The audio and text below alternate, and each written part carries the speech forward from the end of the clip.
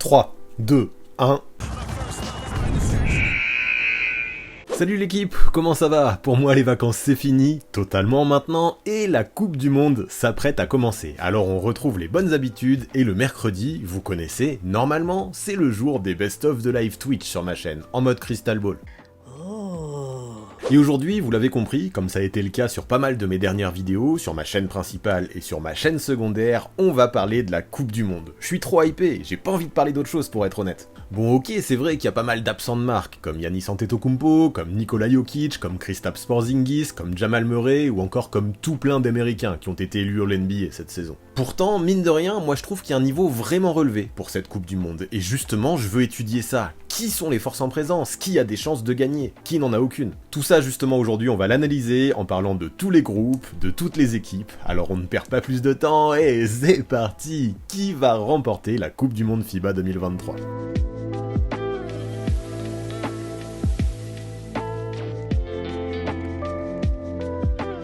Donc aujourd'hui, de toute façon vous l'avez vu si vous êtes là, c'est parce qu'on va faire un gros live preview Coupe du Monde, et nous on va voir groupe par groupe quelles sont les forces en présence, quelles équipes peuvent gagner, quelles équipes ont des chances de se faire éliminer, pour ensuite pronostiquer tous ensemble les phases éliminatoires qui vont commencer à partir des quarts de finale. Et pour savoir comment se présenter le tableau, pour savoir quelles équipes participeront à ces quarts de finale, il va falloir que je vous les présente les groupes, il va falloir que je vous présente un petit peu chaque équipe, et ça nous permettra de voir au bout qui sera le champion du monde de la commu, et ça va être intéressant. Mais afin que tout le monde comprenne bien, moi il faut que je vous explique un petit peu le format de cette Coupe du Monde, que certains pour certains ça pourrait sembler compliqué, surprenant, un peu usine à gaz, et je comprends parce que c'est vrai que dans les autres sports, des compétitions qui ont ce format-là, on connaît pas trop, n'empêche que pour les habitués de basket international, cette formule est plutôt connue, mine de rien, parce que c'est pas la première compétition qui se déroule sur ce format, la dernière Coupe du Monde était déjà comme ça, et c'est vrai que ça peut paraître compliqué, mais finalement c'est un format qui marche. Et bref, donc sachez que, comme d'habitude, la FIBA a créé des groupes, 8 groupes, en fait c'était 8 groupes, mais chaque groupe est lié à un autre, on verra, en fait c'est plutôt 4 groupes de 2 groupes, un petit peu, et pour ça il y a eu des têtes de série. Sauf que, vu qu'ils ont donné la tête de série numéro 1 aux Philippines, vu que c'est le principal pays accueillant de cette Coupe du Monde, on a la France qui a été pénalisée un petit peu avec ça, parce que la France a été envoyée dans le chapeau 2, alors que normalement elle aurait pu être sidoine, mais elle a été envoyée dans le chapeau 2, et c'est pour ça aussi qu'elle pourrait croiser, on verra tout à l'heure, avec l'Espagne dès le deuxième tour. Donc ça fait partie du jeu, c'est la vie, la répartition a été faite, il y a eu un tirage au sort, et tout ça nous a permis d'avoir des groupes que voici. Non, raté, pardon. Je prends trop d'avance, des groupes que voici. Et comme vous le voyez, avec les couleurs là, même si la FIBA avec ses deux verts différents là, il faut voir que le groupe A et le B et le groupe C et D c'est deux verts différents, ouais.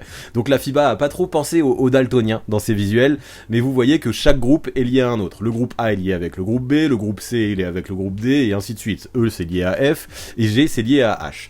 Mais lié, qu'est-ce que ça veut dire exactement ? Eh bien, c'est qu'après le premier tour, et là écoutez bien, c'est peut-être un petit peu compliqué pour ceux qui savent pas, après le premier tour, chaque groupe croisera, ou fusionnera, comme vous préférez, avec son groupe avec lequel il est lié. En fait, on va tout simplement prendre les 2 premiers de chacun des 8 groupes pour former 4 nouveaux groupes de 4. À ce moment-là, chaque équipe devra affronter les 2 équipes qu'elle n'a pas affrontées, parce qu'il y a une équipe déjà du groupe qu'elle aura affronté au premier tour, mais sachant que ce résultat-là, ces résultats du premier tour, donc contre les équipes qualifiées, compteront toujours dans le classement. Donc ça peut paraître complexe comme ça, j'en suis conscient, mais en fait c'est assez simple et pour ça je vais vous prendre un exemple. Bien sûr, le plus facile ça va être de prendre celui de la France qui est dans le groupe H. Imaginons que France finit premier, voilà, on va être optimiste, la France finit en tête du groupe H et le Canada finit deuxième. Donc ces 2 équipes se qualifient. Dans le groupe G, on va dire que c'est l'Espagne et le Brésil qui se qualifient. Donc Espagne premier, Brésil deuxième. On a un nouveau groupe sur le deuxième tour qui va s'appeler le groupe IJKL, parce que fusion du groupe A et B ce sera I, fusion du groupe C et D ce sera J, EF ce sera K et GH ce sera L. Donc on aura un nouveau groupe L avec l'Espagne, le Brésil, la France et le Canada. Là, la France, elle devra affronter l'Espagne et le Brésil, parce que le Canada, elle l'a déjà affronté au premier tour et ce résultat comptera aussi dans ce groupe-là. Toutes les équipes vont procéder pour ce format. L'Espagne affrontera le Canada et la France, le Brésil, le Canada et la France, et le Canada, l'Espagne et le Brésil. Et une fois qu'on aura fait tous ces matchs, forcément on aura un classement dans ce groupe L, un classement à 4 équipes, et seules les 2 premières équipes de cette deuxième phase de groupe se qualifieront en quart de finale. Donc en gros, dites-vous tout simplement que parmi Canada, France, Espagne et Brésil, seules 2 de ces équipes se qualifieront en quart, et ça fait très peu, il y aura forcément des déçus. Ensuite, tout se passera en mode élimination directe, hein, quart de finale, demi-finale, finale. Vous connaissez, de toute façon, on reviendra largement dessus tout à l'heure pour les pronostics, quand ce sera le moment d'arriver à cette phase-là. Du coup, en attendant, pour voir qui pourrait sortir ou non de ces groupes, pour qu'on en discute ensemble, regardons comment ils sont composés, quelles sont les meilleures équipes de ces groupes, quelles sont les moins bonnes, quelles sont celles qui ont le plus de chances de se qualifier, et analysons ça de plus près, c'est comme ça, je pense, qu'on aura la meilleure vision possible de cette Coupe du Monde. On commence donc par le groupe A, au sein duquel, je vais pas mentir, j'imagine bien l'Italie sortir vainqueur. En tout cas, c'est mes favoris. Mais attention, parce que cette poule, finalement, elle est pas aussi facile qu'elle pourrait donner l'impression de l'être au premier coup d'œil. Si on commence par l'Italie, qui est 8ème quand même dans les Power Ranking FIBA, c'est-à-dire ce classement qui a été élaboré par la FIBA, qui va de 1 à 32 pour classer les favoris pour la Coupe du Monde, si elle est classée 8ème, c'est que elle semble avoir, encore cette année je trouve, un effectif qui est équilibré, qui sera mené par Simone Fontecchio, qui on s'en rappelle, lors du dernier Euro avait été excellent, il est clairement la star montante du basket italien. À côté de lui, on aura pas mal de vétérans, comme Luigi Datome, là que je vous ai mis en photo, Nicolo Melli ou Achille Polonara à l'intérieur. Il y aura toujours Spissou aussi à la main, ce sacré Spissou, l'une des révélations du dernier Euro, on s'en rappelle bien. Et en vrai, cette équipe, moi je la trouve équipée, c'est bien pour ça que je lui donne 4 étoiles, le maximum c'est 5 étoiles, vous verrez dans mon classement. Pour moi, s'il y a des manques dans cette team, c'est surtout dans le secteur intérieur, mais le reste, je trouve ça, comme je disais, je trouve ça cohérent, je trouve ça talentueux, je trouve ça équilibré, et j'aime bien cette équipe d'Italie. On se rappelle aussi de leur coach, Gianmarco Pozzecco, le fameux, qui est capable de pousser des colères noires, mais qui a quand même un super relationnel avec ses gars, et je trouve ça génial à chaque fois qu'on voit l'Italie avec ce coach, de voir comment il vit les matchs sur le bord du terrain, et comment il apporte de la motivation à ses joueurs, comment aussi il met la pression sur les arbitres. C'est du théâtre presque de regarder Pozzecco jouer, et de coacher plutôt, et j'ai presque envie de regarder jouer l'Italie, juste pour le voir. Mais bref, il y aura pas que l'Italie dans ce groupe, parce que derrière, on a aussi la République Dominicaine, à qui j'ai mis 3 étoiles et demie, et qui se classe 10ème dans les Power Ranking FIBA. Et 3 étoiles et demie, ça veut dire que je les mets vraiment pas loin derrière les Italiens. Et là, ça se sent, ils sont chauds. Ils ont Karl Anthony Towns dans l'effectif, qui fait son grand retour, c'est la première fois depuis 10 ans qu'il va porter les couleurs de la République Dominicaine. Il fait ça un peu pour honorer la mémoire de sa mère, si j'ai bien compris. Les Dominicains, mais pour l'instant, ce qu'ils font, c'est plutôt propre. Ils ont battu le Canada en préparation. Et attention, ils pourraient représenter une bien belle surprise dans cette compétition, si tout cliquait, je trouve, autour de Karl Anthony Towns. Déjà, sans lui, on a une équipe de République Dominicaine qui, en qualification pour la Coupe du Monde, a fini 2ème, a été très très forte, a même réussi à éliminer l'Argentine dans les matchs décisifs. Oui, l'Argentine ne va pas faire la Coupe du Monde, c'est assez fou, alors qu'on s'en rappelle, lors de la dernière Coupe du Monde, ils ont fini 2ème et c'est eux qui avaient éliminé la France en demi-finale. Et là, ils vont pas faire la Coupe du Monde, tout ça parce que la République Dominicaine les a éliminés. Et donc, maintenant qu'il y a Karl Anthony Towns qui arrive avec déjà un groupe qui a fait ses preuves, je trouve que cette team, elle peut vraiment afficher des ambitions. Dans l'effectif, il y a quelques cadres, on a des jeunes prometteurs aussi, comme Jean Montero, on se rappelle de lui, qui était en Overtime Elite il y a pas longtemps. Il y a Lester Quinones aussi, qui a fait une petite pige en NBA. Non, en vrai, les Dominicains, ils ont une vraie carte à jouer, moi je trouve, dans cette Coupe du Monde. C'est pas les vrais favoris, n'empêche qu'ils peuvent avoir un vrai profil de poil à gratter, je pense, pour les grosses nations. Et attention à eux, parce qu'on sait que chaque match est important dans cette Coupe du Monde. Si cette team arrive à gagner les bons matchs, elle peut peut-être faire quelque chose dans cette World Cup, et j'ai hâte de voir ce que ça donnera sur le terrain. Derrière, maintenant, il va falloir faire attention aux Philippines, bien sûr, les Philippines qui sont 20e au Power Ranking FIBA, mais qui vont jouer à domicile, et donc il va falloir faire gaffe à ces joueurs aussi qui seront forcément poussés par ce public philippin qui est très fan de basket. Le basket a une grosse place dans la culture philippine, et je m'attends à une grosse ambiance dans les salles pendant cette Coupe du Monde, en tout cas pour les groupes qui joueront à Manille, et pour donc ces groupes A, B, C, D, je crois de mémoire, qui joueront à Manille, et puis pour les phases élimination directe, qui se joueront aussi toutes aux Philippines, et franchement faudra voir, mais quand cette équipe philippine jouera à domicile, clairement, je pense que les salles seront bouillantes. Donc, mais maintenant, on va pas parler que du public, parce qu'ils ont pas que ça comme atout dans cette équipe. Ils seront menés par Jordan Clarkson, on le connaît, et puis voilà. Enfin, ça apporte. Enfin, rien que la présence de Jordan Clarkson, on sait à quel point il peut être dynamique, il peut être scoreur, il peut porter cette équipe à bout de bras. Et franchement, rien qu'avec ça peut être cool. Même si, il faut quand même être honnête, ces Philippins, ils paraissent en dessous d'un point de vue talent que leurs principaux concurrents, que seront la République Dominicaine et l'Italie. Mais peu importe, j'ai quand même hâte de voir ce que va donner un Kai Sotto, par exemple, dans la raquette, qui apparemment est remis de sa blessure. On se rappelle, c'était un pivot prometteur qui a pas réussi à craquer la NBA, mais peu importe, parce qu'il est très grand, il a toujours du potentiel, il est toujours en train de progresser, et ouais, on s'en rend compte, hein, cette équipe, si elle joue cette Coupe du Monde à domicile en plus, avec Jordan Clarkson dans ses rangs, bah c'est pour essayer d'y faire un coup, et essayer de faire des surprises, et essayer d'aller le plus loin possible. Faudra peut-être juste espérer que tout passe pas trop par Clarkson, auquel cas peut-être que le jeu philippin deviendrait stéréotypé, et peut-être un peu trop prévisible à défendre, mais sans ça, ok, ils sont pas favoris pour se qualifier au deuxième tour, mais faudra se méfier d'eux, je pense, un minimum. Et enfin, dans ce groupe, on a l'Angola, 28e au Power Ranking FIBA, à qui je mets 1 étoile et demie. On le sait, hein, cette sélection angolaise, elle fait partie des meilleures sélections africaines depuis pas mal d'années maintenant. En Angola, on a un vrai attrait pour le basket. On a le pivot, Bruno Fernando, qu'on a vu notamment du côté d'Atlanta ces dernières saisons en NBA, qui sera probablement le joueur majeur. Mais au vu des gros soucis offensifs que les joueurs ont connus en préparation, et on le sait d'ailleurs, hein, à l'image de Fernando, qui est surtout un défenseur, mais aussi au vu du manque de taille et d'expérience de l'effectif, c'est un effectif peu expérimenté, Bruno Fernando c'est un petit peu le seul grand, bah j'ai du mal à m'imaginer qu'Angola pourrait sortir de ce groupe A, qui finalement en fait, malgré les apparences, c'est pas le plus relevé, mais il peut être intéressant, et il peut y avoir de la compétition, moi je trouve, dans ce groupe A. On enchaîne avec le groupe B, qui croisera avec le groupe A, donc vous l'avez compris, concernant les équipes qui finiront aux 2 premières places de leur poule. Et là pour moi, bah, la Serbie, hein, forcément toujours ces Serbes qui s'affichent à la 9e place des Power Ranking FIBA, bah, ils apparaissent comme le grand favori pour moi dans cette poule.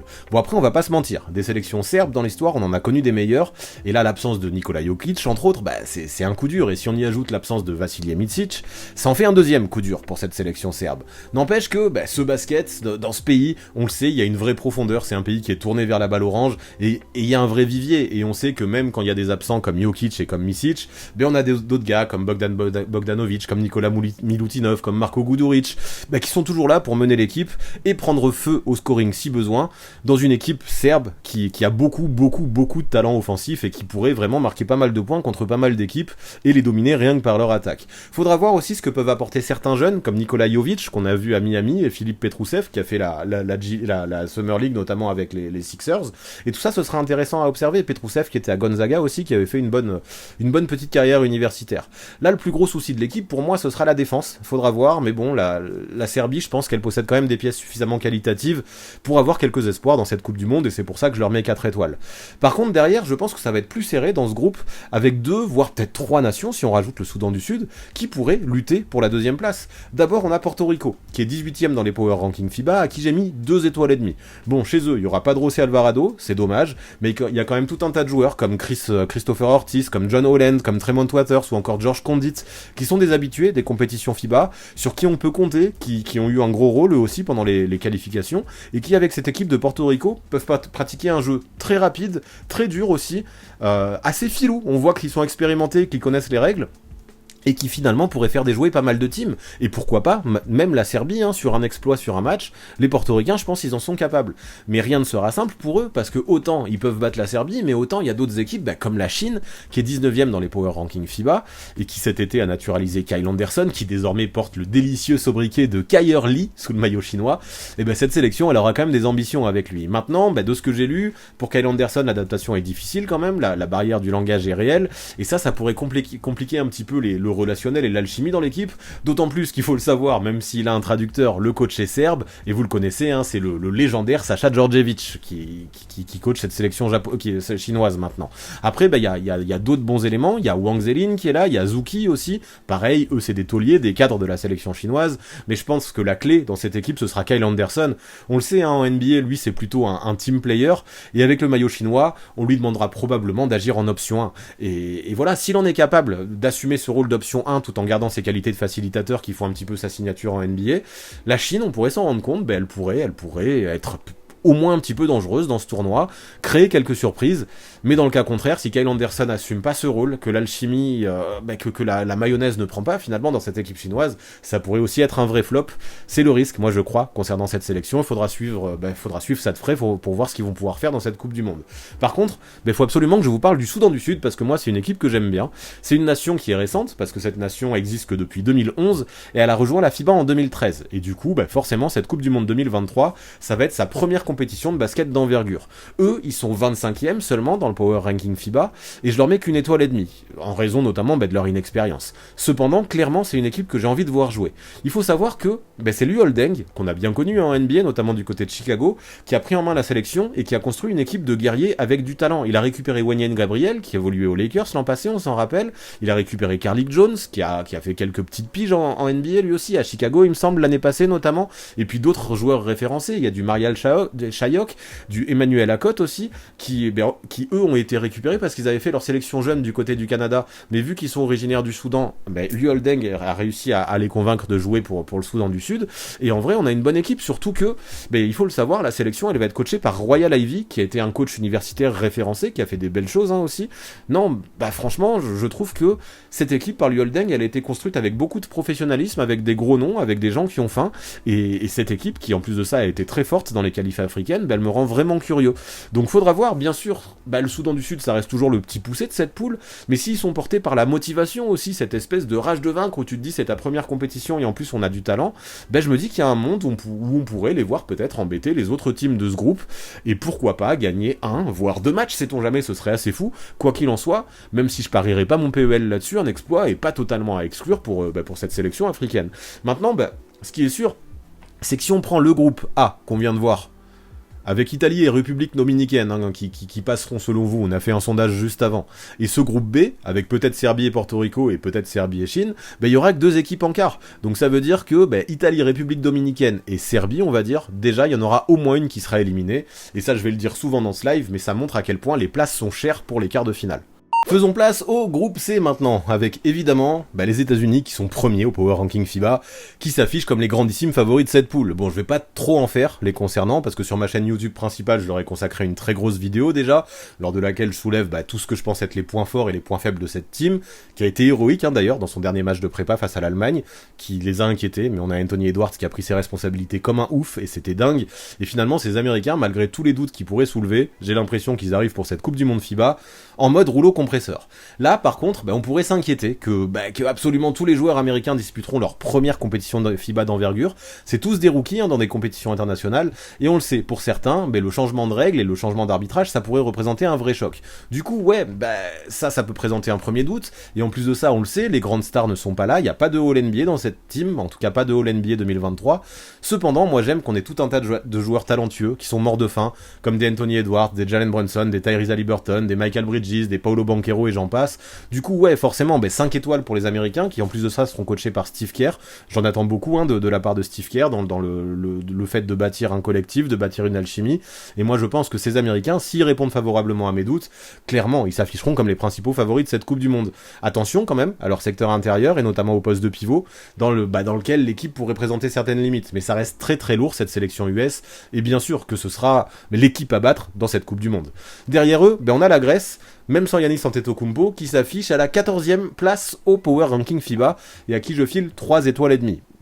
Pour moi, à cette 2e place, cette équipe grecque, elle me fait pas rêver, je vais pas mentir, mais dans ce groupe-là, cette 2e place, je trouve qu'elle apparaît un petit peu comme une évidence. Ils ont toujours des cadres aussi, des tauliers, un gros secteur intérieur, avec Georgios Papagiannis, avec Thanasis Antetokounmpo, avec Ioannis Papapetrou. Ça en fait du monde qui peut jouer des coudes, jouer des épaules sous le cercle. Ils ont un coach qui est plus que référencé à ce niveau, avec Dimitri Sitoudis, et tout plein de tauliers, encore une fois, qui peuvent tenir la baraque en Coupe du Monde clairement, et qui savent comment performer dans une compétition FIBA. Bien sûr, en termes de niveau, avec les Américains, le fossé semble réel, mais à côté de ça, moi je trouve que les Grecs, ils doivent quand même être en mesure d'aller la choper cette 2e place de cette poule. Parce que derrière, oui, il faudra se méfier de la Nouvelle-Zélande, c'est sûr, qui est 17e au Power Ranking FIBA, qui se construit autour de l'intérieur fine de l'année un peu, qui est un petit peu la star de la sélection. N'empêche que cette équipe néo-zélandaise, elle semble pas avoir assez de profondeur et pas assez de talent, juste pour réellement rivaliser avec les grosses teams de ce groupe, que sont la Grèce et Team USA. Et ça, c'est encore pire pour la Jordanie, qui est 27e au Power Ranking FIBA, à qui je mets qu'une seule petite étoile.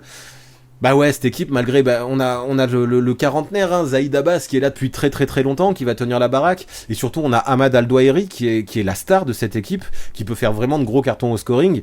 N'empêche que malgré eux, et eux c'est pas non plus déjà les joueurs les plus référencés du monde, et derrière eux, c'est un petit peu plus compliqué encore. Et cette équipe, clairement, il faut s'en rendre compte, elle est sûrement vouée à un petit peu souffrir dans cette compétition.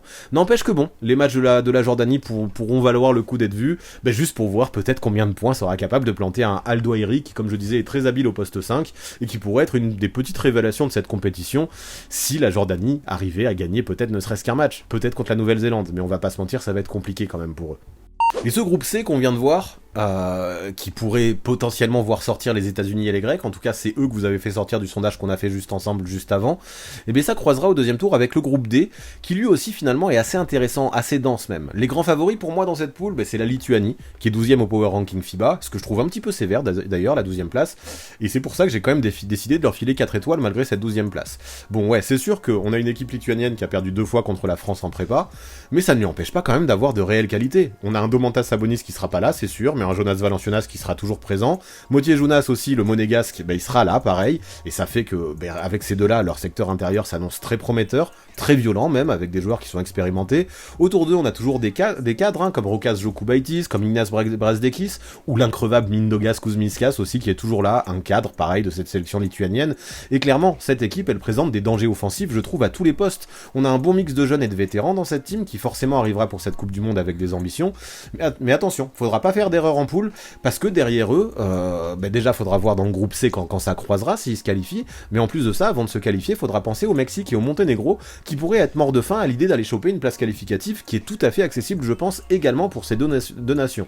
Si je parle du Mexique, pour commencer, qui se classe 15ème au Power Ranking FIBA, moi je trouve qu'on a une équipe qui montre de plus en plus que le Mexique, c'est aussi un pays de basket, et ça s'est vu dans les qualifications, où l'équipe a affiché un niveau assez incroyable. La team, elle est composée de tout plein d'arrières dynamiques, et très adroit à 3 points, c'est un petit peu la spécialité de la maison, avec des mecs comme Paul Stoll, comme Josh Ibarra, comme Gabriel Giron aussi, qui peuvent tous prendre feu, et attention donc, parce que lors d'un bon soir d'adresse, le Mexique pourrait clairement faire exploser pas mal de défenses, et potentiellement la défense lituanienne sur laquelle j'ai pas mal de doutes. Bien sûr que je mets la Lituanie favori, mais sait-on jamais, il peut y avoir un exploit de fait. Là encore, par contre, le manque de taille pourrait être problématique, c'est un petit peu le problème de ces Mexicains. Ok, ils peuvent balancer des shoots à 3 points dans tous les sens, mais dans la raquette, ça pourrait manquer de centimètres, surtout face à la Lituanie de Valanciunas et Motié Jonas, mais ces Mexicains, n'empêche, je pense, ils peuvent afficher un jeu offensif très séduisant, et si ça rentre de loin, ça peut être un petit peu un festival de shoot qui peut faire du mal à pas mal de teams. Sauf que bon, avant de voir le Mexique deuxième, il va falloir parler du Monténégro de Nikola Vucevic, qui est 21ème au Power Ranking FIBA, et qui va pas non plus se laisser faire, parce que clairement, ils ont une carte à jouer pour se qualifier au moins pour la deuxième phase de groupe. J'en mets 3 étoiles à eux aussi, comme le Mexique, malgré un profil qui est bien différent. Quoique là aussi, on a une équipe assez offensive, avec Vuc bien sûr, avec Dubljevic aussi au poste 4, ça pourrait beaucoup scorer, mais surtout dans la peinture, même si on attend aussi pas mal à la main de la part de Kendrick Perry, qui a été naturalisé. Quoi qu'il en soit, on va avoir un match entre Mexique et Monténégro qui va être super intéressant à suivre, parce que non seulement il pourrait être primordial pour la qualif, mais ça pourrait vraiment être une opposition de style entre les extérieurs et les intérieurs, et je pense que ça pourrait être cool à regarder si vraiment il a ce côté un petit peu super décisif pour la qualification. Et après, enfin, pour finir ce groupe, un cran en dessous, je classe l'Égypte 26ème au Power Ranking FIBA, et même si je leur mets une étoile et demie, je pense que ça va être dur pour eux. Il y a beaucoup de choses qui devraient passer par les intérieurs, Assem Marey et Patrick Garner, mais même si les Égyptiens sont devenus une nation de basket incontournable sur le continent africain, je me dis que remporter ne serait-ce qu'un seul match dans cette poule, ce serait déjà un bel exploit pour eux. Quoi qu'il en soit, voilà, là on a quand même vu les forces en présence. On l'a vu, ça va croiser avec le groupe C, où potentiellement les États-Unis et la Grèce vont passer. Là, Lituanie, puis Mexique ou Monténégro peuvent passer aussi. Ça fait 5 équipes qui sont assez intéressantes. Parmi elles, seules 2 iront en quart de finale. Ça, on verra ça tout à l'heure une fois qu'on aura présenté tous les groupes. Mais voilà, je vais le dire à chaque fois, de toute façon, je vous ai prévenu. Ça montre que les places pour les quarts de finale, encore une fois, vont être très chères et que cette deuxième phase de groupe pourrait être très intense. Allez, le groupe E, et ouvrez bien vos yeux, parce que ce groupe, je pense que décemment on peut l'appeler vraiment le groupe de la mort, tant il y a de talent et d'homogénéité parmi les équipes qui le composent. Pour moi, légèrement favori, je mets les Australiens, qui sont 3ème au Power Ranking FIBA, et qui étaient sidoines, je vous rappelle, quand on a attribué les poules tout à l'heure, mais à qui je ne mets que, si je peux dire que 4 étoiles et demie, parce que pour moi, ils sont un petit cran en dessous des 3 gros favoris de cette compétition, même s'ils ont montré leur grosse qualité face à la France lors du dernier match de préparation. Après, ça se joue à peu, parce que comme pour chaque compétition internationale, on a des Australiens qui vont débarquer avec un effectif très solide, mené par, qui est toujours présent, l'indéboulonnable Patty Mills, et l'autre vétéran Joe Ingles, mais aussi tout plein de jeunes talents autour d'eux qui évoluent en NBA, comme Dyson Daniels, comme Josh Green, comme Matisse Thybulle, et surtout Josh Giddey, qui est clairement l'un des meilleurs joueurs de cette équipe, et ça peut envoyer du lourd. La blessure de Jock Landale fait un peu de mal dans la raquette, on va pas le cacher, mais peu importe, on a un effectif australien qui reste très dense, à tel point qu'un cadre, comme Mathieu Dellavedova n'a même pas obtenu sa sélection. Faut parler de Dante Exum aussi, qui sort d'une saison fabuleuse avec le Partizan, et qui a récemment été signé par les Mavericks en NBA, et qui en Europe, je trouve, a passé un réel cap depuis 2 ans. Non, vraiment, il faut s'en rendre compte, il y a du talent, il y a beaucoup de qualité dans cette équipe, et pour moi, même si ça va être chaud dans ce groupe de la mort, elle reste favorite dans cette poule, mais seulement d'une légère avance. Parce que ouais, regardez ensuite, j'ai mis l'Allemagne à la 2e position, mais avec le même nombre d'étoiles, ils sont 5e dans les power rankings FIBA, donc je leur mets 4 étoiles et demie. Je les mets en 2e parce que je vois l'Australie légèrement favori, mais vraiment pour moi ces 2 équipes sont dans le même tiers si on essaye d'établir une hiérarchie entre les favoris de cette compétition. Ceux qui ont suivi le dernier Euro, de toute façon, ils s'en rendent compte, hein, c'est cette team allemande qui en plus de ça se connaît de mieux en mieux, qui a réussi à développer un certain vécu collectif et une certaine alchimie, une certaine cohésion dans cette équipe. Elle est non seulement bourrée de talent, mais en plus de ça, elle sait jouer un basket collectif, un basket super agressif, qui pour moi porte de mieux en mieux ses fruits dans les compétitions FIBA, et on a une Allemagne qui je trouve monte bien en puissance, hein, dans les différentes compétitions internationales. Ces Allemands, c'est toujours une plaie de les rencontrer, parlez-en aux Américains qui ont eu super chaud en prépa face à eux, et cette équipe elle est capable de tout, bien sûr. La star, ce sera Dennis Schroeder, toujours, qui, on le sait, peut faire de gros cartons en sélection, mais il sera bien entouré par d'autres joueurs qui sont référencés, notamment en NBA, comme les frères Wagner, Franz et Maurice, notamment Franz, hein, c'est celui dont j'attends le plus, ou encore Daniel Theis, mais aussi par d'autres habitués de la sélection allemande, hein, comme Maudolo à la main, comme Andy Hobbs, encore Niels Giffey, ou Johannes Voigtmann dans la peinture. Tout ça, c'est pas mal, je trouve, c'est les Allemands.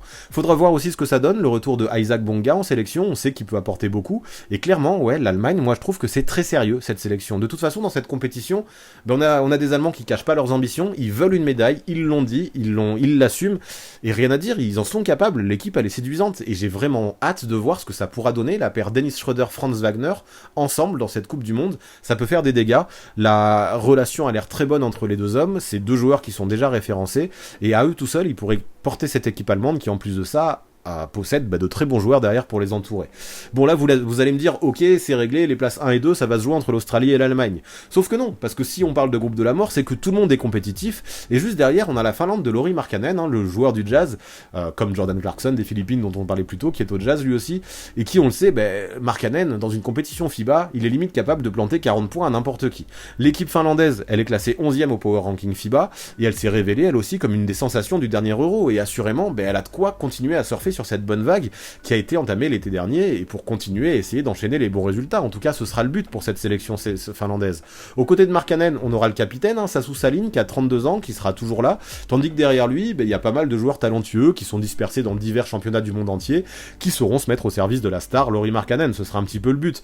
Dans le groupe aussi, on a quelques jeunes qui jouent en NCAA, on a des habitués comme Mikael Jantunen, comme Alexandre Madsen aussi, et ouais, on se dit aussi que sur un match, ces Finlandais, avec un gros Lauri Markkanen, sont capables de battre absolument n'importe qui dans ce groupe. Cette phase de poule, elle va passer très vite, chaque match sera importante, et moi je suis assez persuadé que si Markkanen est chaud, imaginez se qualifier pour le 2e tour, malgré ce groupe de la mort, c'est une ambition qui est tout à fait plausible pour ces Finlandais.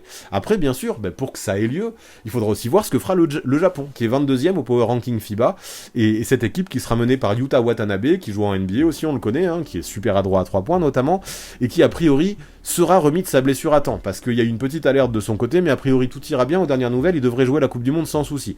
Il y a aussi de vrais stars du championnat japonais, comme Yuki Kawamura, qui est le MVP en titre, ou encore Yuki Togashi, qui est le MVP de la saison passée. Il y a aussi Yudai Baba, qu'on avait vu contre l'équipe de France en préparation, que je trouve très rapide, qui peut accélérer le jeu. On a Keisei Tominaga, qui joue en NCAA, à Nebraska aussi, et franchement, j'aime bien. Cet effectif, je trouve qu'il a de la gueule, et c'est peut-être probablement l'un des plus beaux que le Japon ait pu envoyer lors d'une compétition FIBA, même si clairement, dans cet effectif, il manquera Rui Hachimura. On l'a vu en prépa, comme je disais, face à la France, eux, ils misent tout sur le run and gun et le tir à 3 points.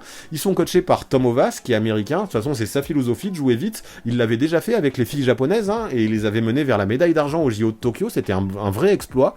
Maintenant, on l'a mis à la tête de l'équipe masculine. On va voir s'il arrive à refaire un exploit, même si dans ce groupe de la mort, ça va être compliqué. N'empêche qu'ils peuvent développer un jeu qui est assez plaisant à voir. Malheureusement, au vu des adversaires sur lesquels ils sont tombés dans leur poule, je donne pas très cher de la peau de ces Japonais, même s'ils vont avoir un effectif bien meilleur que celui qu'ils ont habituellement dans les compétitions FIBA. Et le groupe E qu'on vient de voir, vous avez capté le principe, il croisera avec ce groupe F que vous découvrez ici, et où la Slovénie je pense, doit pouvoir être considérée comme l'immense favorite. Quand j'y pense, encore une fois, ça va promettre une guerre de fou dans la deuxième phase de poule, avec les équipes qualifiées pour accrocher les places en quart de finale. Mais bref, les Slovènes, qui sont 4e au Power Ranking FIBA, je leur mets 4 étoiles et demie. Et bien sûr que ça va être très lourd, cette équipe. La raison numéro 1 pour ça, vous la connaissez, il est en photo là, c'est Luka Doncic qui clairement peut prendre tout le destin d'une seule rencontre sur ses épaules à lui tout seul, en rentrant gros shoot sur gros shoot et en menant les siens à la victoire, limite presque à lui seul aussi, tout en finissant limite en triple-double. C'est un truc de dingue, ce que Luka peut faire en NBA comme dans le basket international, et s'il est dans un soir de génie comme il peut l'être, et qu'il se laisse pas trop avoir par ses émotions, on sait que c'est un petit peu son talon d'Achille, la Slovénie sur un match semble en mesure de battre absolument n'importe qui dans cette compétition. Puis dans la raquette, en Slovénie, il y aura toujours Mike Tobey, sur les ailes on aura toujours Jaka Blažić, on aura Klemen Prepelic aussi, Zoran Dragic au poste 2.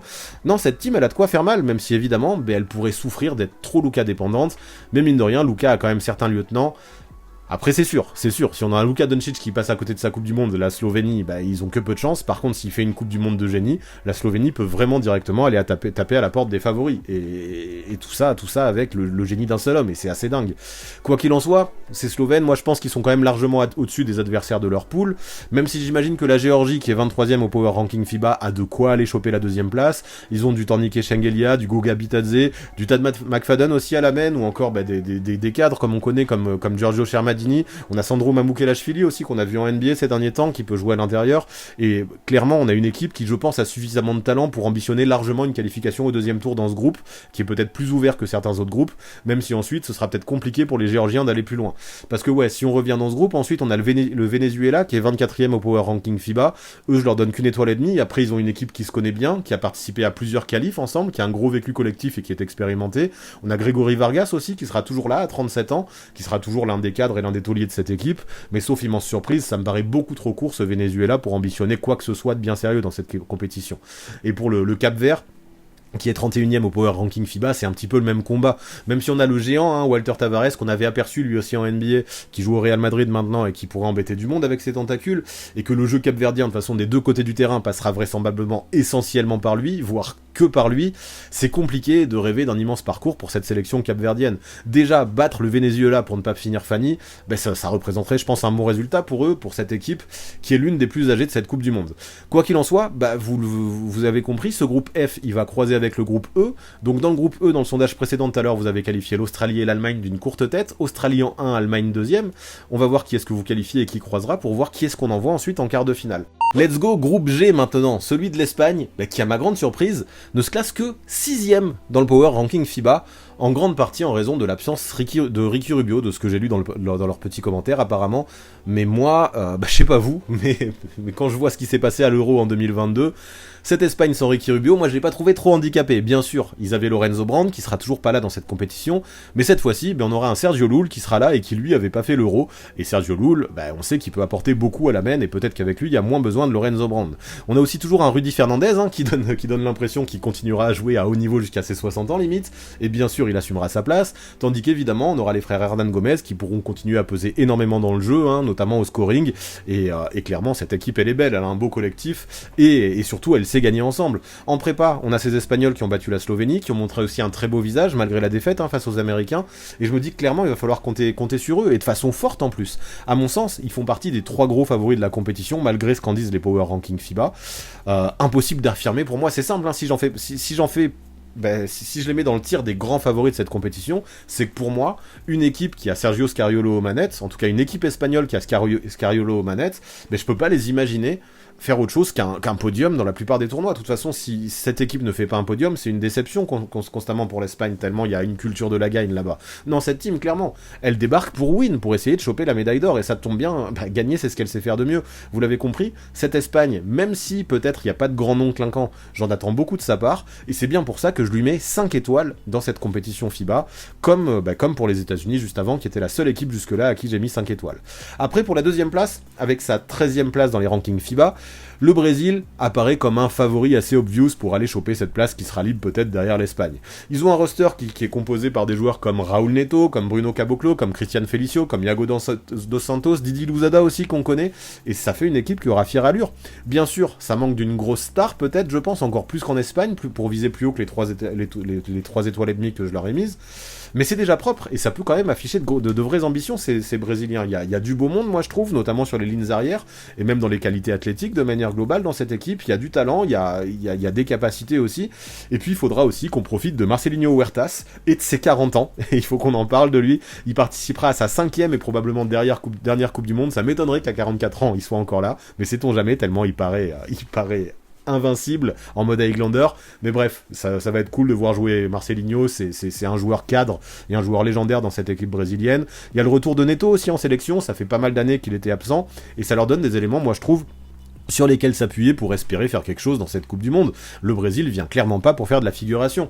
Bon, par contre, ensuite, dans ce groupe, on va pas se le cacher, ça va être beaucoup plus compliqué pour les deux autres. On a l'Iran qui est 30e des Power Rankings FIBA, ça va être très dur pour eux, je leur mets qu'une étoile et demie. On aura toujours le dinosaure, hein, Ahmed Haddadi, et même l'autre dinosaure, même s'il est un peu plus jeune, Arsalan Kazemi, ça va être les deux leaders de cette team, comme à chaque fois qu'on voit l'Iran dans une compétition. Comme d'hab, ils vont porter leur équipe, mais ça risque quand même d'être très très juste pour eux.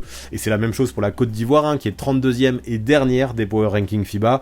Les éléphants, ils seront menés par Vafessa Fofana et par Souleymane Diabaté. Ce serait déjà super pour eux qui remportent ne serait-ce qu'un match, peut-être contre l'Iran, hein, why not. Pour moi, s'ils font ça, objectif largement accompli pour la Côte d'Ivoire, mais en vrai, clairement, quand on se rend compte un petit peu que là il va y avoir deux équipes qui vont passer à la prochaine phase, on peut avoir l'impression que ce groupe est déjà joué ou presque, et que oui, la première et la deuxième place sont vraiment destinées à l'Espagne et au Brésil. Et justement, les Espagnols et les Brésiliens que vous venez de qualifier avec le sondage précédent, mais qui est-ce qui pourrait retrouver au deuxième tour? Et les Français, pardi, en tout cas s'ils se qualifient. Et il y a donc certaines chances pour qu'on ait un France-Espagne potentiellement décisif au deuxième tour, et on va pas se mentir, ça pourrait être d'une intensité incroyable et d'une importance assez phénoménale. On a joué tout ça d'ailleurs à NBA 2K sur la chaîne secondaire, hein, c'était assez lourd, et si ça vous rend curieux, je vous invite à aller voir toutes ces confrontations. Ça permet de se rendre compte un petit peu quel pourrait être le parcours de l'équipe de France pour cette Coupe du Monde et à quel point les matchs dès les premiers matchs, ça pourrait être décisif. Mais bref, on va pas parler de Touquet ici, et avant de penser à ce deuxième tour, déjà il va falloir en sortir de ce groupe H, qui à la base c'était un petit peu le baby groupe de la mort, derrière le groupe E dont on a parlé tout à l'heure. Le truc c'est que depuis, on a appris les absences de Jamal Murray pour le Canada, et de Kristaps Porzingis pour la Lettonie, et même si ces équipes auront leur mot à dire, hein, dans cette compétition, on en parlera juste après évidemment, elles sont quand même toutes les deux pas mal diminuées par ces absences. Pour la France, je vais pas en faire trop, c'est comme pour Team USA, hein, vu que je vous ai sorti une vidéo complète à leur propos samedi au Tricolore, je vais pas vous en faire des tonnes. Pour moi, cette team, rapidement, hein, en retrouvant le 5 majeur qui était allé choper la médaille d'argent à Tokyo, elle présente toujours de vrais arguments, et elle fait toujours partie des gros favoris de cette compétition. C'est la 3e équipe à qui j'ai mis 5 étoiles après les États-Unis et l'Espagne.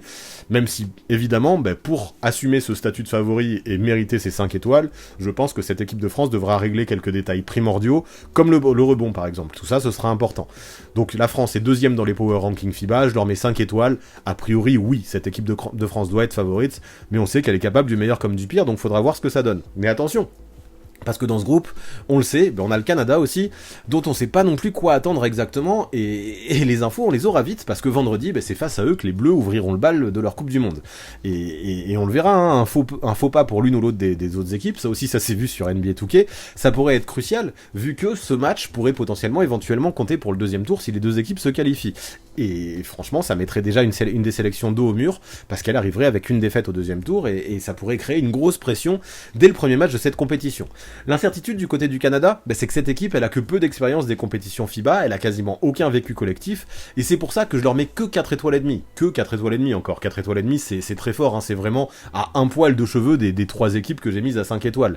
Et sachant que le Canada, en plus de ça, a battu l'Espagne en préparation. Mais le truc, quoi qu'il arrive, c'est que, ok, ils ont pas beaucoup de vécu collectif et pas beaucoup d'habitude en FIBA, mais on a des individualités comme Shai Gilgeous-Alexander ou comme R.J. Barrett, hein, qui réellement, je trouve, a fait une super prépa. On a aussi des Dillon Brooks, des Lugensdort, dans vraiment une super team, du Zakidi dans la raquette, dont j'attends beaucoup, du Kelly Olynyk, enfin bref, j'aime bien. Et ce que j'ai vu dans cette préparation, c'est que cette équipe, malgré son petit vécu collectif, elle a l'air capable de très bien jouer ensemble aussi. Ils m'ont impressionné, bien sûr par leur qualité individuelle, mais aussi par leur circulation de balles. Après, ok, hein, tout ça c'était que de la prépa, et dans le secteur intérieur, malgré, comme je disais, hein, la présence que je trouve assez intrigante de Zakidi, avec sa très très grande taille, il y a quelques limites. Mais quand je vois la profondeur globale de cette team, hein, avec les joueurs que je listais tout à l'heure, j'avais dit Dillon Brooks, j'avais même pas parlé de Nickel Alexander-Walker, il y a du Kyle Alexander aussi, du Dwight Powell qui joue au Mavericks, on a les frères Scrub aussi, qu'on connaissait un petit peu dans d'autres compétitions FIBA, notamment en 3 3-3, ben je me dis que cette équipe, ouais, elle fait frissonner. Sur un match, tout est possible pour le Canada. Pendant toute la compétition, ils peuvent quasiment battre n'importe qui, et ce match d'ouverture face à la France va clairement être chaud, tant eux aussi, je les sens en mesure d'aller choper la première place du groupe si besoin. Heureusement, derrière, mais au moins au premier abord, ça semble un petit peu plus accessible, même s'il sera important de jamais se relâcher et de se méfier un minimum des laitons. Eux, ils sont 16e dans les rankings FIBA. Et si cette équipe est amputée de Porzingis, ben c'est quand même pas la même chose quand il est pas là. Certes, on a les frères Bertans, hein, surtout Davis, qu'on connaît bien, le shooter à 3 points, même s'il a une carrière un peu plus compliquée ces dernières années en NBA. On a aussi Rodion Skuruks, qu'on avait vu passer par les Nets notamment. On a des Giannis Tima aussi, qui sont des bons joueurs de basket, clairement, dans cette équipe lettonne. Ok, il y a pas Porzingis, mais il y a quand même des mecs qui sont un minimum référencés et qui savent quoi faire d'une balle orange quand ils l'ont dans les mains. Malgré tout ça, je les vois quand même un bon cran en dessous des deux ogres de cette poule, et c'est pour ça que je mets que 3 étoiles pour la Lettonie. Et le petit poussé, bah évidemment, ce sera le Liban, 29e au Power Ranking FIBA. On a cette sélection qui a pu naturaliser l'ancien de Villanova, hein, on se rappelle, Omari Spellman. Alors c'est pas vraiment une naturalisation parce que je crois qu'il avait quelqu'un de sa famille qui était libanais, peu importe. Mais c'est clair que déjà avec lui, bah, cette équipe du Liban dispose au moins d'un joueur intéressant. Ils ont aussi Wael Aragji, qui est lui un cadre et un taulier de cette sélection et qui va, je pense, être toujours le leader de cette sélection. Et pour moi, ça fait une bonne doublette sur laquelle le Liban va pouvoir compter. Ceci dit, on va pas se mentir là encore, dans ce groupe, ce qui est super relevé, remporter ne serait-ce qu'un seul match, ça représenterait un sacré exploit pour la sélection libanaise. N'empêche que s'ils y arrivent, notamment face à l'un des favoris, ben ça pourrait mettre un sacré bazar. Imaginez le Liban qui sur un coup de chaud bat la France ou le Canada, ça fout un sbeul complet dans ce groupe, et il pourrait se passer des choses. Enfin, je sais pas s'ils en sont capables, mais il pourrait se passer de grosses choses qui pourraient être déterminantes. Quoi qu'il arrive, mais on le voit là, et c'est là où ça va être compliqué. Ce groupe H, il va croiser avec le groupe G, et ça veut dire que Espagne, Brésil, France, Canada, ben il y aura que 2 équipes en quart de finale, et on va voir tous ensemble ensuite qui est-ce que vous qualifiez afin de faire le bracket. Et justement, les quarts de finale, faut qu'on en parle. Vous avez vu, je vous ai fait des sondages depuis tout à l'heure, et en fonction de... Ben à chaque fois, je vous ai demandé qui allait se qualifier pour la deuxième phase de poule, et quand ça croisait dans la deuxième phase de poule, je vous ai demandé quelles sont les équipes qui, pour vous, parmi les 4, se qualifieront en phase de finale, donc en phase éliminatoire plutôt, donc en quart de finale. À chaque fois, j'ai pris l'équipe qui avait le plus de votes et je l'ai mise en tête de son groupe, et à chaque fois, la deuxième équipe qui avait le plus de votes, je l'ai mise à la deuxième place. Et du coup, j'ai regardé comment ça croisait dans le calendrier qui est prévu pour cette Coupe du Monde, et voilà les quarts de finale que ça nous donnerait. Et c'est quand même assez impressionnant. Vu les affiches qu'on a et que je suis en train de découvrir avec vous là, parce que je viens de faire le visuel. Déjà, ce qui peut paraître choquant, mais ça montre aussi à quel point cette Coupe du Monde, ça va couper des têtes rapidement. On n'a pas de Canada, on n'a pas de Brésil, on n'a pas d'Allemagne, on n'a pas de Grèce et pas de République Dominicaine. Tout ça, c'est des équipes qui sont décemment capables d'y arriver hein, en quart de finale. Les Allemands, par exemple, ça s'est joué à très peu de choses hein, pour que vous qualifiez les Slovènes d'ailleurs. Entre les, vous aviez mis l'Australie en 1 et Slovénie-Allemagne en 2, et j'ai qualifié la Slovénie parce qu'il y avait le même nombre de votes entre Slovénie et Allemagne. J'ai qualifié la Slovénie parce qu'ils étaient mieux classés dans les Power Rankings FIBA. Mais comme quoi, ouais, il y a des grosses têtes qui vont tomber. Ce format de Coupe du Monde, on s'en rend compte hein, à quel point il est sévère avec ces 2 phases de poule. Beaucoup de grosses nations vont sauter. Et le truc, c'est qu'au vu des quarts de finale qui pourraient avoir lieu, on a bien d'autres gros noms qui pourraient vite sauter encore une fois dans ces quarts de finale parce que regardez-moi les affiches que ça donnerait. On a quasiment que du lourd. On aurait déjà un Serbie-Lituanie, un match très très très offensif. On aurait Bogdanovic contre Valanciunas, et on se regarde juste les stars. 2 équipes qui pourraient vraiment faire un gros score et se rendre coup sur coup en attaque. Et pour moi, dans ce match-up, dans ce premier quart de finale, c'est peut-être l'équipe la plus à droite qui s'imposera. Ensuite, on aurait un très gros Australie-Espagne. L'Australie, on l'a vu, hein, c'est très solide, c'est très athlétique, il y a plein de joueurs en NBA, mais l'Espagne, c'est pareil, c'est un collectif de ouf, mené par Sergio Scariolo, comme on l'a dit, qui va retrouver Sergio Llull avec un Rudy Fernandez toujours là, qui est toujours là, et une nouvelle génération qui peut faire plein de choses. On a États-Unis-Italie. Pour moi, autant les 2 premiers quarts étaient peut-être plus serrés. Là, États-Unis-Italie, c'est peut-être celui qui, a priori, apporte le moins d'incertitude, avec des États-Unis qui, à mon avis, hein, même si j'aime beaucoup la sélection italienne et son coach Gianmarco Pozzeco, je pense que les États-Unis sont largement favoris vu l'équipe qu'ils vont présenter pour cette Coupe du Monde, même si elle n'est pas la meilleure possible. Elle semble au-dessus, et un France-Slovénie qui commencerait à devenir une habitude un petit peu dans les compétitions internationales FIBA, une vraie rivalité, hein. On sait que Luka Doncic face à la France, il échoue régulièrement, les Français sont un petit peu le némésis des Slovènes ces dernières années, et peut-être que si on a un France-Slovénie en quart, on a un Luka Doncic qui arriverait déterminé, et qui ferait tout pour qualifier sa Slovénie, et éliminer la France dès les quarts de finale. Il y a peu de choses, hein, il y a peu de chances que ça se passe comme ça, même si j'imagine que vous êtes de bons pronostiqueurs dans le chat. Ça respecte un petit peu aussi, je me rends compte, plus ou moins les favoris des Power Ranking FIBA, ces quarts de finale que vous m'avez créés. Je les trouve super cohérents. Et puis maintenant, on va voir qui est-ce que vous qualifiez pour les demi-finales, et peu à peu, qui est-ce que vous pronostiquez pour être champion. Ok, donc là, je vous ai fait voter. Et vous avez qualifié Serbie, Espagne, États-Unis et France. Le quart de finale le plus serré, ça a été le Serbie-Lituanie. Vous avez fait gagner la Serbie à 52% contre 48%. Donc pour vous, ça va être le quart qui représente le plus d'incertitude. Et c'est vrai que quand on regarde le nombre d'étoiles que j'ai attribué, c'est le seul quart de finale entre deux équipes qui possèdent la même note, mais que j'ai attribué moi-même. C'est peut-être le seul désaccord qu'on a. Moi, j'aurais qualifié la Lituanie, j'y crois plus. C'est Serbe, oui, ils ont Bogdan Bogdanovic, oui, ça reste une nation de basket, oui, ça reste un pays qui peut quand même battre n'importe qui, et peut clairement battre la Lituanie. Mais cette équipe de Lituanie, moi, j'y crois bien, j'aime beaucoup comment elle est construite, toujours autour de Jonas Valanciunas aussi, et non, cette équipe, on a toujours un Kuzminskas qui est présent, une équipe qui sait jouer au basket, quoi qu'il en soit, ça va être très offensif, et comme je disais tout à l'heure, je pense que c'est l'équipe la plus à droite dans ce quart qui s'imposera. Pour vous, c'est la Serbie, mais c'est notre premier désaccord, j'aurais mis la Lituanie. Pour les autres quarts, on est d'accord. Australie-Espagne, vous avez fait gagner l'Espagne à 70% contre 30%, ça va être un gros quart aussi si ça a lieu, mais je pense aussi que l'Espagne est favorite. États-Unis-Italie, bah là, il n'y a pas eu trop débat, vous avez qualifié les États-Unis à 93% contre 7% contre l'Italie. C'est vrai, on en a parlé, on a un Paolo Banchero qui va jouer contre les Italiens, ça pourrait être assez spécial à voir. Quel match pourrait-il faire contre les Italiens dans ce quart de finale, ça pourrait être super intéressant. Mais oui, vous avez qualifié les États-Unis. Et enfin, France-Slovénie. Moi aussi, j'aurais qualifié la France. Vous êtes 68% à qualifier la France. Je pense que la France est légèrement au-dessus, que la France, clairement, en termes de profondeur et de densité, a un effectif meilleur que l'effectif slovène, sauf qu'on le sait, hein, il suffit d'un gros match de Luka, on le disait tout à l'heure, pour que la France explose face à la Slovénie. Mais je pense que en Slovénie, trop de choses reposent sur Luka Doncic pour les imaginer favoris comme ça dans un quart de finale. Donc moi aussi, j'aurais qualifié la France. N'empêche que maintenant, on le voit, on a deux demi-finales, Serbie-Espagne et États-Unis-France. Et là, ça montre, hein, vous avez dit que les Français allaient finir premier de la deuxième phase de groupe, donc premier devant l'Espagne. Et en fait, est-ce que ce serait une bonne chose de finir premier devant l'Espagne?